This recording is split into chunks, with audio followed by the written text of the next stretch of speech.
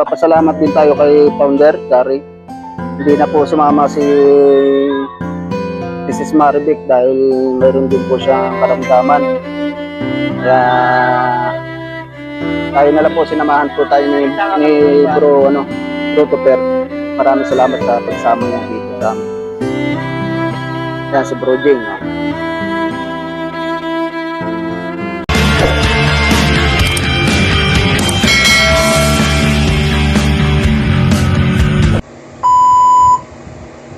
Oh. Yan.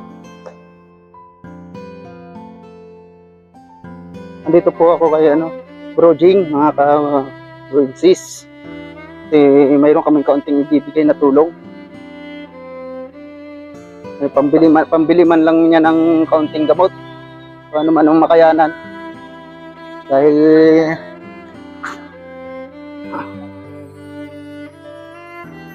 yan. Mga Bro and Sis, yan. Nandito po kami kay Bro Jing. Dahil nga po sa isa sa member ng One Gun of God dyan sa public market. Yan, kami po ay may konting ayuda na ibibigay sa kanya. Pakita mo si Bro Jing. Yan po si Bro Jing. Ngayon, dito pala yung para makita rin ni na Chris Noel at saka ni Ate Rose.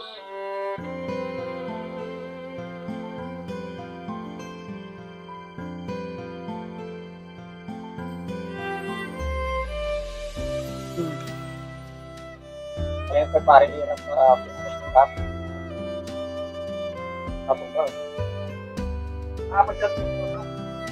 Bawal yata yun dun. Wala nang pinawal sa akin. Bawal na lahat. Ito nga po. May kaunti kaming ayuda na pabili man lang niya ng gamot. Ngayon alam naman ni Bro Jing kung ano yung nang saman. Ito yung yung natin sa member, yung sa palengke natin, yung pundo, doon tayo kumuha. Na pag nagkaroon nga ng problema yung mga member natin, ay yung bibigyan natin ng kaunting tulong. Kaya ito naman, natutupad natin. Kaya maraming salamat sa mga member na nagbibigay ng pundo. Dahil doon din tayo kukuha ng mga sistema. Lalong-lalo na doon po sa mga piso. Dito po nakarecord dito. Kaya po ibibigay ko na kay Bro Jing. Hindi ko nabibilangin dahil Salamat po. Papasalamat din tayo kay Founder Gary. Hindi na po sumama si Mrs. Marivic dahil mayroon din po siyang karamdaman. Kaya tayo na lang po, sinamahan po tayo ni Bro Tupper. Maraming salamat sa pagsama niya dito sa amin.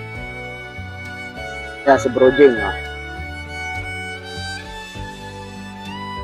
Yan, ito po yung mga gamot na bibili ni Bro Jing. Yan, mga Bro and Sis. Yan.